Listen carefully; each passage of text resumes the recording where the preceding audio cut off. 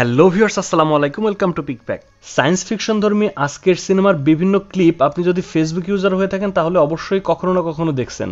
মানে ফেসবুকের popular video চালাইতে গেলে যে কতবার এই ভিডিওটা আসছে তা ঠিক নাই। তো মুভিটা দেখলাম নেটফ্লিক্স সহ বিভিন্ন জায়গায় ব্যাপক সমাদৃত, এবং এই ধরনের সিনেমা আমাদের চ্যানেল থেকে একটাও করা হয়নি।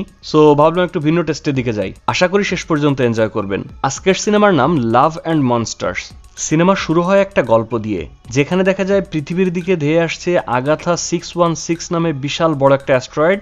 অ্যাস্ট্রয়েড মূলত মহাশূন্যের কোনো একটা ধূলিকণা, যা অনেক সময় পৃথিবীর থেকেও বড় হয়ে থাকতে পারে, বা কোনো মৃত ধ্বংসপ্রাপ্ত তারা।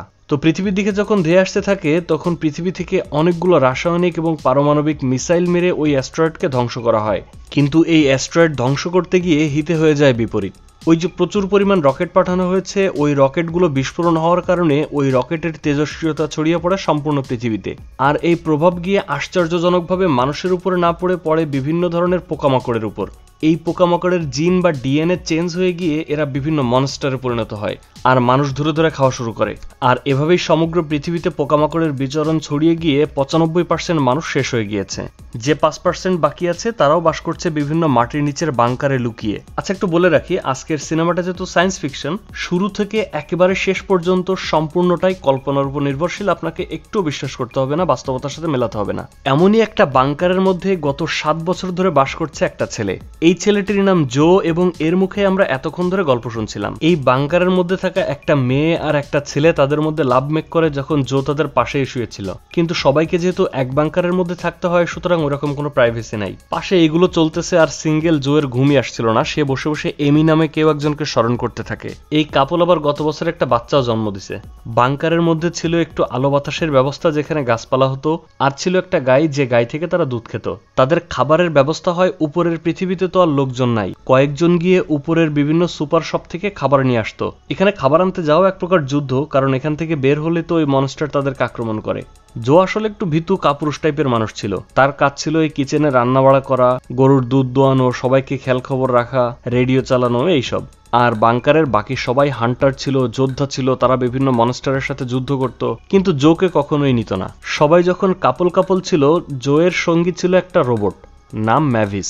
সেটারও ব্যাটারি শেষ। জো কোনো অস্ত্র চালাতে পারতো না, সে শুধুমাত্র একটা তীর চালাতে পারতো, সেটাও ভালোভাবে চালাতে পারতো না, নিশানায় মারতে গিয়ে মারে তার রোবটে। এইসব কারণে মূলত জোকে কেউ উপরে নিয়ে যায় না।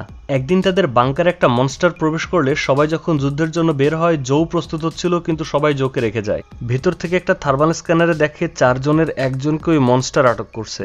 এটা দেখে জো কেবিন থেকে বেরিয়ে যায়। তারপর মনস্টার তার সামনে চলে আসলে সে তীর মারবে কি, নিজেই ভয় কাঁপতে শুরু করে। যখন ঠিক তার মাথার উপরে এসে জোয়ের মাথা কামড়ে নেবে, অমনি পেছন থেকে কেউ একজন এসে ওই মনস্টারের পিঠে একটা কোপ দেয়, আর একজন একটা তীর মেরে দেয়। জো সেখানে স্টিল দাঁড়িয়ে কাঁপতে থাকে। সেদিনের মতো মনস্টারটি মারা যায় এবং সবাই বেঁচে যায়। এরপর ঘটনা ফিরে যায় 7 বছর আগে। জোয়ের বয়স তখন ছিল 17 বছর। এমি নামে সে একটা মেয়েকে ভালোবাসতো। একদিন গাড়ির মধ্যে এমি যখন জোয়ের সাথে রোমান্স করছিল, জো এমির ছবি আঁকছিল, সে এমিকে খুব বাজে রকম একটা ছবি এঁকে দেয়। গার্লফ্রেন্ড আসলে মন খারাপ হলেও কিছু না বলে বরং সে জোকে এক বক্স পেন্সিল গিফট দিয়ে বলে ভালো করে আঁকো। তারপর তারা ঠিক যখন অন্তরঙ্গ হতে যাবে, ওই মুহূর্তেই ওই যে অ্যাস্ট্রয়েড ধ্বংস হয়েছিল, ওই রকেটগুলো লঞ্চ হয় এবং তারা অনেকগুলো বিস্ফোরণ দেখতে পায়। আবারও ফিরে আসি বাংকারের গল্পে। তখন খুব ভালো একটা আঁকতে না পারলেও এমির দেওয়া সেই পেন্সিলগুলো দিয়ে জো এখন খুব ভালো আঁকতে পারে। সে প্রত্যেকদিন যে মনস্টারগুলোকে দেখে, সেগুলোর দুর্বলতা, সেগুলোর স্ট্রং জোন, এগুলো নিয়ে একটা বই লিখছে, আর খুব সুন্দরভাবে সেই মনস্টারগুলোর ছবি আঁকে। তারপর সে রেডিও থেকে এমিকে কল দেয় এবং এমির সম্পর্কে খোঁজ খবর নেয়, তার সাথে কথা বলে। এমি থাকতো আর একটা বেসমেন্টে। এক বেসমেন্ট থেকে আর এক বেসমেন্টে কথা হতো এই রেডিওর মাধ্যমে। মনস্টার যে কলোনির একজনকে খেয়ে ফেললো, তার ছবি দেখে জোয়ের আবারও ফ্ল্যাশব্যাক হয়। দেখা যায় সে তার প্রেমিকাকে নিয়ে তার বাড়ি আসতেই দেখে তার বাবা মা বাড়ি থেকে সবকিছু নিয়ে ব্যাগ গোছাচ্ছে, আর জোকে বলে তুমি দ্রুত গাড়িতে উঠে পড়ো। জো এমিকে বলে তুমিও আমাদের সাথে চলো, কিন্তু এমি বলে না, আমার মা একা অপেক্ষা করছে, তো আমি আমার মায়ের সাথে যাব। এমি তার গাড়ি থেকে একটা ঝুলন্ত শোপিস খুলে জোকে স্মৃতি হিসেবে দিয়ে রাখে। জো বলে আই লাভ ইউ, তুমি ভালো থেকো, আর আমি তোমাকে খুঁজে বের করবো অবশ্যই। এমি বলে করলে তো ভালোই। তারপর সে চলে যায়। আবারও কেবিনে ফিরে আসি। সবাই যখন এই মনস্টার থেকে কিভাবে বাঁচা যায়, কি করা যায়, কিভাবে আরো শক্তিশালী হওয়া যায় এগুলো নিয়ে ভাবছিল, এর মধ্যে হঠাৎ জো বলে ওঠে যে আমি এখান থেকে বের হয়ে যাচ্ছি, তোমরা সবাই আমার বাচ্চা মনে করো, আমার কেউ দাম দাও না, এই জীবন আমার আর ভালো লাগতেছে না, এইভাবে শুয়ে বসে থাকতে আমার ভালো লাগতেছে না, আমি আমার ভালোবাসার মানুষের কাছে যাব, আমি এমি যে স্টেশনে থাকে ওই স্টেশনে যাব। বাকি সবাই বলো তোমার কি মাথা ঠিক আছে, এই উপরে খাবার আনতে যাওয়াই কি কষ্টকর, এইখান থেকে এমির ক্যাম্পের দূরত্ব অন্তত 80 মাইল, পাক্কা 7 দিন সময় লাগবে, বাইরে গিয়ে তো আমরা এক বেলায় টিকতে পারি না, তুমি পাক্কা 7 দিন কিভাবে যাবে, এটা তো একেবারে আত্মহত্যা ছাড়া কিছুই না। কিন্তু জো কারো কথায় শুনতে রাজি না, সে নিজেকে প্রমাণ করতে চায়, এতগুলো মেয়ে মানুষ থাকতে সে পুরুষ মানুষ হয়ে কুক হয়ে বসে থাকতে তার আর ভালো লাগে না, বরং সে বলে আমি যদি মরি তাহলে ভালোবাসার মানুষের জন্য মরবো, লাইফটা একবারে মিনিংলেস লাগতেছে, আই এম সিরিয়াস, বের হয়ে যাবো। জো তার ব্যাগের মধ্যে একটা ছোট রেডিও ইউনিট নেয়, একটা অস্ত্র, তার ওই অঙ্কনের বই আর 2 বক্স খাবার নিয়ে সবার কাছ থেকে বিদায় নিয়ে বের হয়ে পড়ে। সবার থেকে বিদায় নেওয়ার সময় একটা মেয়ে তাকে একটা ম্যাপ দেয়। 7 বছর পর ক্যাম্প থেকে বের হয়ে মুক্ত আলো বাতাস নিয়ে জোয়ের খুব ভালো লাগছিল। তারপর সে ম্যাপটা ওপেন করে দেখে সেখানে যে হাবিজাবি কি লেখা সে কিছু বুঝতেই পারছে না, ডান দিকে যাবে না বাম দিকে যাবে না সোজা যাবে কিছুই বুঝতে পারছিল না। তারপর সে কি একটা মনে করে সোজা চলার সিদ্ধান্ত নেয়।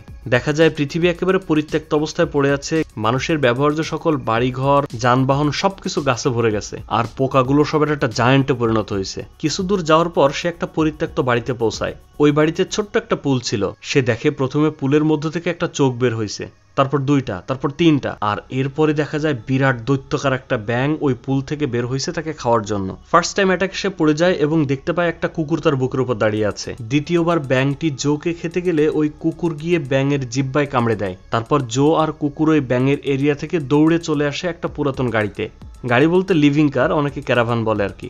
এই কুকুরটির নাম থাকে বয়। এই গাড়ির মধ্যে এই কুকুরের প্রিভিয়াস মালিক একটা মেয়ে থাকতো, আর ওই কুকুরটা থাকতো। জোকে বাঁচিয়ে ওই গাড়ির মধ্যে আনার পর সে ডিসকভার করে যে তার মালিক মারা গেছে এবং কুকুরটা তাকে খুব মিস করে। এই কুকুরের নাম ছিল বয়। বয়ের মালিকের একটা লাল কাপড়ের প্রতি বয়ের খুব প্রেম ছিল, সেটাতে জো হাত দিলে সে রাগ করে নিজের কাছে নিয়ে রেখে দেয়। ওই দিন রাতটা জো বয়ের সাথেই ওই গাড়ির মধ্যে কাটায়। ওই গাড়ির মধ্যে জো একটা লিপস্টিক দেখতে পায় এবং চিন্তা করে এমি তো লিপস্টিক অনেক পছন্দ করে, তাহলে যখন দেখা করতে যাচ্ছে এটা নিয়ে যায় ওর জন্য উপহার হিসেবে। তারপর সকালে যখন সে বের হয়ে চলে যেতে চায়, বয় তার সাথে চলে আসে আর সাথে নিয়ে আসে তার মালিকের ওই লাল কাপড়টা। জো বয়কে বোঝায় যে তোমার এই কাপড় আমি নিরাপদে রাখবো, আমার কাছে দাও, সমস্যা নাই। ওইটা সে ব্যাগের মধ্যে রাখে এবং এরপর জো আর বয় হাঁটতে থাকে। পুরো শহর একেবারে স্থবির একটা অবস্থায় পড়ে আছে। এই দৃশ্যটা দেখে আই অ্যাম লিজেন্ড মুভির কথা মনে পড়ে গেল। এরকম আরো অনেক সিনেমাই আছে। যাই হোক, দুজন বেশ হেসে খেলে মজায় দিন কাটাচ্ছিল।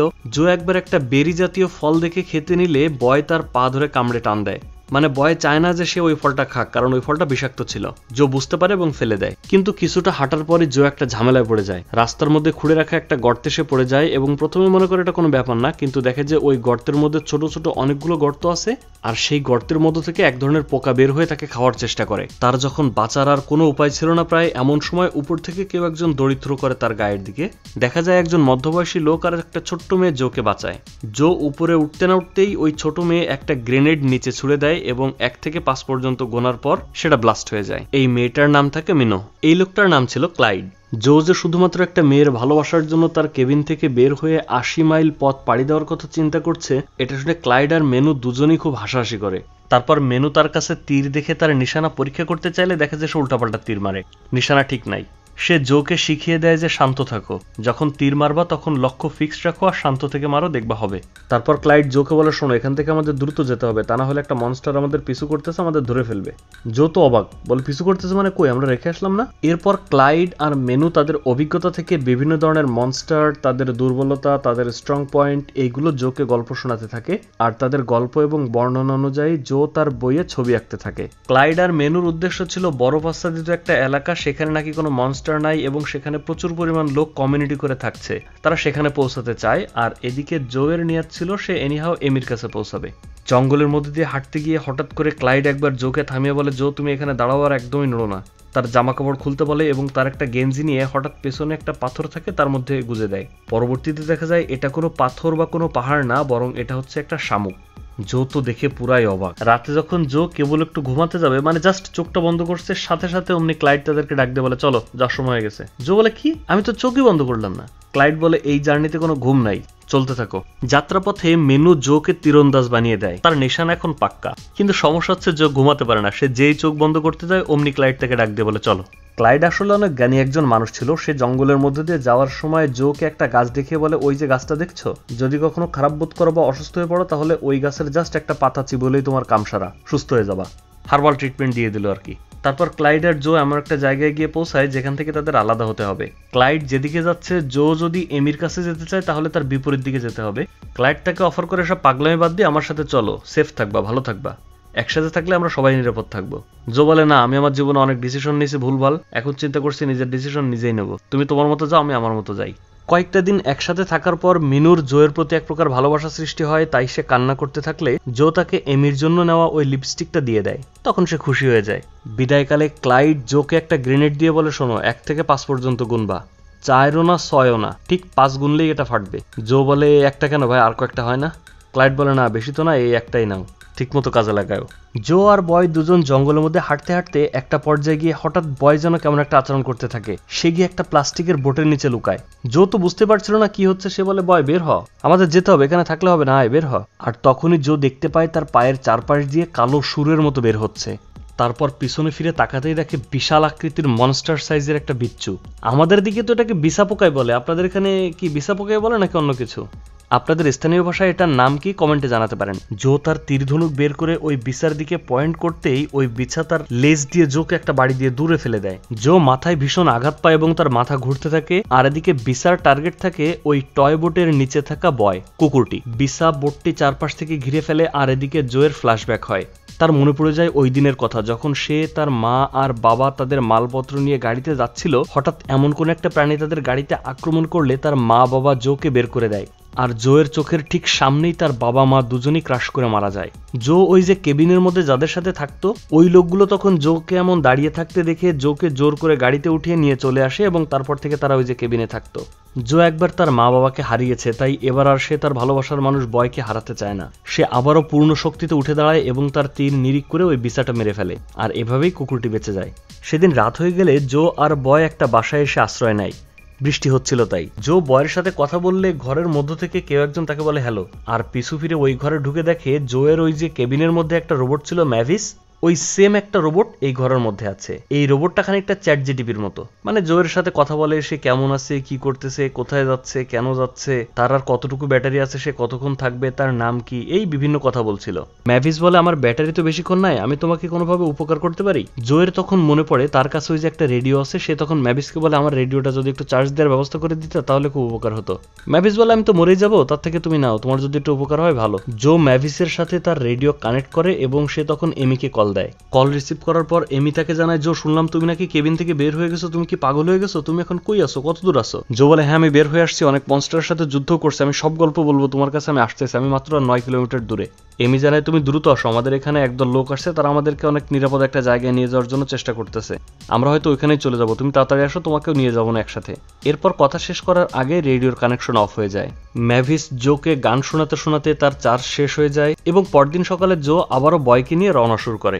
কিছুদূর যাওয়ার পর হঠাৎ করে বয় আবার এক জায়গায় গিয়ে লুকিয়ে পড়ে। জো কিছু বুঝতে পারার আগে পেছনের একটা শব্দ সে খেয়াল করে দেখে কি যেন একটা মাটির নিচ থেকে আসছে। তখন তার মনে পড়ে যায় ওই যে লোকটা তাকে একটা গ্রেনেড দিছিল, সে তাকে বলেছিল যে এক ধরনের স্যান্ড গবলার্স আছে যেগুলোর একটা পাখা আছে, এগুলো যদি কোনো প্রকার শব্দ শুনতে পায় তাহলে তোমার পিছু করবে, যদি এমন কিছু দেখো এরা খুবই ভয়ঙ্কর হয়, একেবারে সাইলেন্ট হয়ে যাবা, কোনো ধরনের শব্দ করবা না। জো তো এই স্যান্ড গবলার দেখে চিনতে পারে যে এ তাহলে সেই জিনিস, এর পাখা আছে এবং শব্দ করছি দেখে এখানে আসছে, শব্দ না করলে বসে যাচ্ছে। জো একটা খেলনা নিয়ে দূরে ছুড়ে দেয়, দেখা যায় ওই স্যান্ড গবলার্স ওইখানে গিয়ে মাটি থেকে জোরে ফুসে ওঠে। আর এদিকে জো তো বয়কে নিয়ে দৌড়াতে থাকে একটা লেকের পাড় দিয়ে। তারপর জো আর বয়ের দৌড়ানোর শব্দ শুনে ওই স্যান্ড গবলার্স তাদেরকে পিছু করে এবং জো লেকের পাশে পড়ে গেলে বয় একটা গাছের গুড়ির মধ্যে গিয়ে লুকায়। জো বয়কে দেখে সেখানে যায় এবং গিয়ে বয়ের মুখ চেপে ধরে। আর তারা চুপ করে থাকে থেকে ওই স্যান্ড গবলার তাদেরকে আর আইডেন্টিফাই করতে পারে না, তাদের পাশে এসে এসে বোঝার চেষ্টা করে যে এখানে আছে কিনা। শব্দ না করে এই মনস্টারের হাত থেকে বেঁচে গেলেও ঝামেলা বেঁধে যায় বয়ের কারণে। বয়ের ওই যে পুরাতন মালিকের একটা লাল জামা ছিল, বয় দেখতে পায় ওই লাল জামাটা লেকের পাড় থেকে উড়ে গিয়ে লেকের মধ্যে পড়ছে। সে জোয়ের হাত থেকে দৌড়ে গিয়ে ওই লেকের পাশে গিয়ে ঘেউ ঘেউ করতে থাকে, আর তাদের শব্দ শুনে আবার ওই মনস্টার তাদের দিকে আসতে থাকে। জো তো বয়কে বাঁচানোর জন্য নিজেও ওই বিপদের মধ্যে দৌড়ে যায়, এবং ঠিক যখন সে লেকের মধ্যে লাফ দিবে ওই সময় ওই স্যান্ড গবলার্স তাকে গিলে ফেলতে যাচ্ছিল। তখন সে তার হাতে থাকা হ্যান্ড গ্রেনেডটি ওই স্যান্ড গবলার্সের গালের মধ্যে দিয়ে তারপর সে নিজে লেকের মধ্যে লাফ দেয়। সে তো মনে করে যাক বেঁচে গিয়েছি, কিন্তু হঠাৎ করে লেকের মধ্যে মনে হয় যেন কিছু একটা তাকে কামড়াচ্ছে। দেখে বয় লেকের ওই পারে পার হয়ে গিয়ে দাঁড়িয়ে আছে। সে কোনো মতে লেকটা সাঁতার দিয়ে ওই পাশে পার হতেই খুব অস্বস্তি বোধ করা শুরু করে।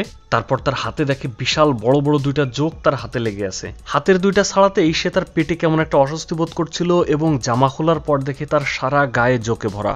বয় নামক এই কুকুরটার ওই লাল কাপড়ের জন্য পাগলামির কারণেই তো জোয়ের এখন এই অবস্থা।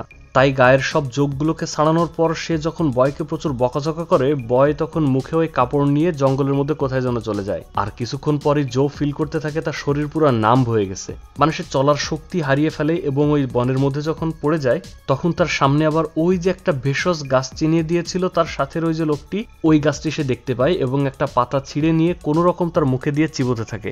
লাকিলি ওই সময় তার গার্লফ্রেন্ড এমি সেখানে চলে আসে, এবং সে তো জোকে পেয়ে নিজেকে বিশ্বাসই করতে পারছিল না। দুজনই খুব খুশি হয়। জো তো মনে হয় যেন জীবনে সবকিছু অর্জন করে ফেলছে, কিন্তু তার শরীর তখনও দুর্বল ছিল। সে পড়ে যায়, আর যখন তার ঘুম ভাঙে সে নিজেকে আবিষ্কার করে সে এমির কেবিনে চলে আসছে। মানে এমি যে ক্যাম্পে থাকতো সেখানে তাকে নিয়ে আসা হয়েছে। জো এমিকে কিছু বলার আগেই এমি খুব ব্যস্ত ছিল, তাই সে রুম থেকে বের হয়ে যায়। আর তাকে পিছু করে জো যখন ওই রুম থেকে বের হয়ে আসে দেখে তারা অনেক সুন্দর একটা সমুদ্র সৈকতের পাশে বেশ কয়েকজন লোক মিলে বসবাস করছে। এমি জোকে 3 জন লোকের সাথে পরিচয় করিয়ে দিয়ে বলে, দেখো এরা আমাদেরকে নিতে আসছে। ওরা বলছে ওই যে দূরে একটা বোট, ওই বোটে করে এই জায়গার থেকেও আরো অনেক বেশি নিরাপদ একটা জায়গায় আমাদেরকে নিয়ে যাবে, তুমিও চলো আমাদের সাথে। এমি তো এই লোকদের সাথে যাওয়ার জন্য খুবই এক্সাইটেড ছিল। সে যখন তার ব্যাগ গোছাচ্ছিল তখন জো পেছন থেকে বলে, দেখো এমি তোমার সাথে আমার কিছু কথা আছে, একটু শোনো আমাকে। এমি বলে, দেখো জো 7 বছর পার হয়ে গেছে, এর মধ্যে অনেক কিছু ঘটছে। আমি আমার মা বাবাকে হারাইছি, আপন আত্মীয় হারাইছি, অনেক স্পেশাল একজন মানুষকেও হারাইছি গত বছর। তুমি যে এমিকে চিনতে, আমি এখন আর সেই এমি নাই, আমি অনেক পরিবর্তন হয়ে গেছি। জো তখন বুঝতে পারে তার মানে সে যার পেছনে দৌড়াইছে সে আসলে ছিল মরিচিকা। এমি তাকে ভালোবাসতো না। জোর তো মন ভেঙে পুরাই সারখার। ওই দিন রাতে এমির কলোনির সবাই মিলে ওই বাইরের 3 জন লোক সহ একটা পার্টি হচ্ছিল। তারা যেহেতু নৌকায় রওনা করে একটা নতুন জায়গায় যাচ্ছে সেই জন্য পার্টি। নিজের ক্যাম্প ছেড়ে এমন একটা মরিচিকার পেছনে আসার কারণে জোয়ের নিজের কাছে খুব খারাপ লাগছিল, এবং সে তার ক্যাম্পের মেটদের খুব মিস করছিল। তাকে ওই যে একটা ম্যাপ দিয়েছিল, সে হঠাৎ ওই ম্যাপটা খুলে দেখে ম্যাপের পেছনে তার ওইখানকার প্রত্যেকটা সদস্য তাকে অনেক ভালোবেসে ভালো ভালো কথা লিখছে। এগুলো দেখে জো তাদেরকে আরো বেশি মিস করতে থাকে এবং মনে করতে থাকে যে এখানে আসা আমার খুব বোকামি হয়েছে। ওরা যাই বলুক না কেন আমার খুব ভালোবাসতো, এই ভালোবাসাটা আমি চিনতে ভুল করছি, আমার এখানে ফিরে যাইতে হবে। জো তখন রেডিওতে কানেক্ট করে এবং তার কেবিনের লোকদের সাথে কথা বলে তার মনটা ছুটে যায় সেখানে যাওয়ার জন্য। বাইরে যে পার্টি চলছিল সেখানে তো জো যায়নি, তাই তাকে একজন লোক এসে খাবার দিয়ে গিয়েছিল। হঠাৎ করে জোয়ের চোখ পড়ে তাকে যে খাবার দেওয়া হয়েছে ওই যে সেই বিষাক্ত ফলগুলা, মনে আছে ওই যে জো যখন একবার খেতে গেল তার কুকুর বয় তাকে নিষেধ করলো, বিষাক্ত ব্ল্যাকবেরি, ওই ব্ল্যাকবেরি তাকে খেতে দেওয়া হয়েছে। জো তখন বুঝতে পারে এর মধ্যে তো ঝামেলা আছে, যারা পার্টি করতেছে এরা তো লোক ভালো না, এদের তো অন্য কোনো উদ্দেশ্য আছে। জোর সাথে সাথে বাইরে গিয়ে দেখে এমি সহ সবাই তাদের দেওয়া ড্রিঙ্ক, তাদের দেওয়া খাবার টাবার খেয়ে মোটামুটি মাতাল অবস্থা, কারো কোনো সেন্স নাই, এবং একে একে সবাই অজ্ঞান হয়ে পড়ে যেতে থাকে।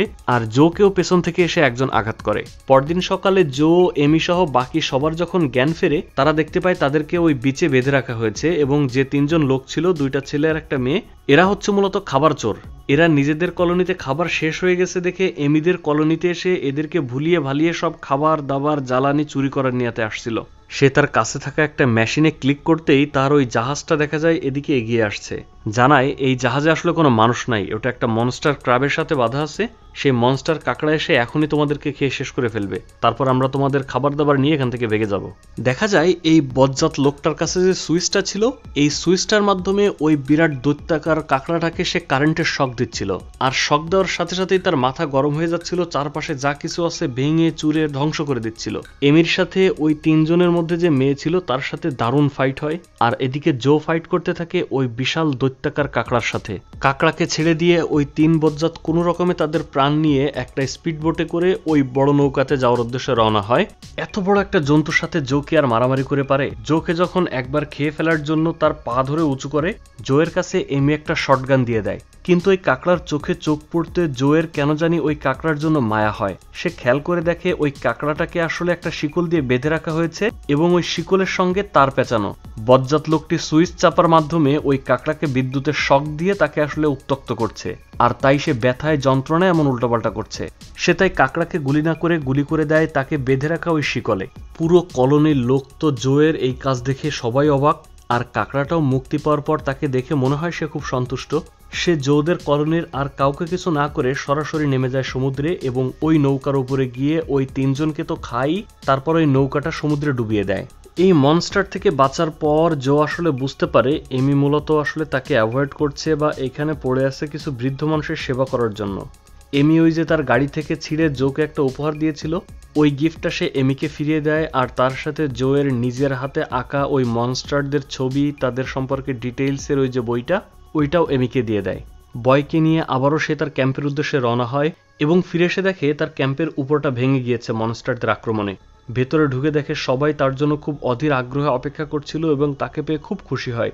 এরপর জো তার রেডিও স্টেশনে বসে যতগুলো ক্যাম্প আছে সবগুলো ক্যাম্পের উদ্দেশ্যে একটা বার্তা প্রকাশ করে।